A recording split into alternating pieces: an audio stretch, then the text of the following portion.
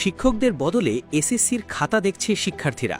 শিক্ষা বোর্ডগুলোর বারংবার কঠোর নির্দেশনা আর সচেতনতামূলক বার্তার তোয়াক্কা না করেই এসএসসি ও সমমান পরীক্ষার উত্তরপত্র মূল্যায়নে চলছে চরম নিয়ম। নিয়মানুযায়ী কেবল নির্ধারিত পরীক্ষকদেরই খাতা দেখার কথা থাকলেও অনেক পরীক্ষক সেই দায়িত্ব তুলে দিচ্ছেন নিজের ছাত্র বা অপটু কিশোরদের হাতে। এমনকি নম্বর গণনা আর অতি গুরুত্বপূর্ণ ওএমআর শিট পূরণের মতো সংবেদনশীল কাজেও ব্যবহার করা হচ্ছে অপ্রাপ্তবয়স্কদের। সম্প্রতি টিকটক ও ফেসবুকের মতো সামাজিক যোগাযোগ মাধ্যমে বেশ কিছু ভিডিও ও রিলস ছড়িয়ে পড়লে বিষয়টি জনসমক্ষে আসে।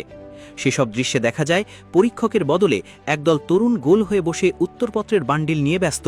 কেউ খাতা পড়ছে, কেউ নম্বর দিচ্ছে, আবার কেউ অত্যন্ত গোপনীয় ওএমআর শিটের বৃত্ত ভরাট করছে। সেই কিশোররা অত্যন্ত গর্বের সঙ্গে কার কার ভবিষ্যৎ এখানে আছে বা পরবর্তী পরীক্ষার্থীরা কমেন্ট করো এমন চটকদার ক্যাপশন দিয়ে ভিডিওগুলো প্রচার করছে। অনুসন্ধানে দেখা গেছে গত কয়েকদিনে রাজশাহী, চট্টগ্রাম, বরিশাল ও যশোর সহ বিভিন্ন বোর্ডের উত্তরপত্র মূল্যায়নের অন্তত ৮টি ভিডিও সামাজিক যোগাযোগ মাধ্যমে ভাইরাল হয়েছে। কেন এই স্পর্শকাতর কাজের দায়িত্ব শিক্ষার্থীদের হাতে চলে যাচ্ছে তার কারণ খুঁজতে গিয়ে বেরিয়ে এসেছে চাঞ্চল্যকর সব তথ্য। নাম প্রকাশ না করার শর্তে রাজধানীর কয়েকজন পরীক্ষক ও প্রধান পরীক্ষক স্বীকার করেছেন, সময়ের অভাব আর বাড়তি আয়ের নেশায় অনেক শিক্ষক এই অনৈতিক পথ বেছে নেন। একজন পরীক্ষককে নির্দিষ্ট সময়ের মধ্যে ৩০০ থেকে ৫০০ উত্তরপত্র মূল্যায়ন করতে হয়। এর পাশাপাশি অনেক শিক্ষক কোচিং সেন্টার বা প্রাইভেট টিউশনি নিয়ে ব্যস্ত থাকেন। ফলে নিজেরা খাতা না পড়ে তারা তাদের বিশ্বস্ত ছাত্র বা বিশ্ববিদ্যালয় পড়ুয়া পরিচিতদের দিয়ে এই কাজ করিয়ে নেন। অনিয়ম কেবল নম্বর দেওয়ার ক্ষেত্রেই সীমাবদ্ধ নয়, খাতা দেখার চেয়েও বেশি গাফিলতি দেখা যাচ্ছে নম্বর গণনা আর ওএমআর শিটের বৃত্ত ভরাটের ক্ষেত্রে। ময়মনসিংহের একজন পরীক্ষক জানান, অনেক শিক্ষক মনে করেন খাতা মূল্যায়নের কাজ নিজে করলেই হলো, কিন্তু নম্বর যোগ করা বা বৃত্ত ভরাট করা যান্ত্রিক কাজ বলে তারা নিজেদের সন্তান বা স্কুলের ছোট শিক্ষার্থীদের দিয়ে তা করিয়ে নেন। অথচ এই একটি ছোট ভুলে একজন মেধাবী শিক্ষার্থীর ফলাফল পুরোপুরি ওলটপালট হয়ে যেতে পারে। এর চেয়েও বড় ভয়ের বিষয় হল পরীক্ষার গোপনীয়তা লঙ্ঘন। একটি উত্তরপত্র যখন শিক্ষকের ড্রয়িং রুমে উন্মুক্তভাবে পড়ে থাকে তখন তার কোনো নিরাপত্তা থাকে না। এই পুরো প্রক্রিয়াটি দেশের আইন অনুযায়ী দণ্ডনীয় অপরাধ।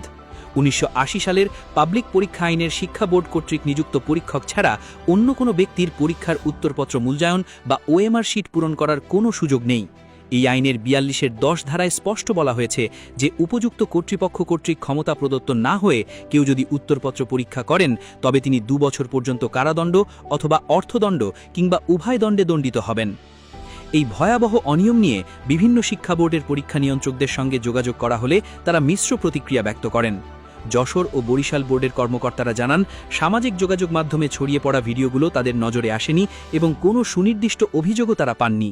তবে তারা সতর্ক করে দিয়েছেন, এ ধরনের অনিয়মের প্রমাণ পাওয়া গেলে সংশ্লিষ্ট পরীক্ষকের বিরুদ্ধে কঠোর শাস্তিমূলক ব্যবস্থা নেওয়া হবে।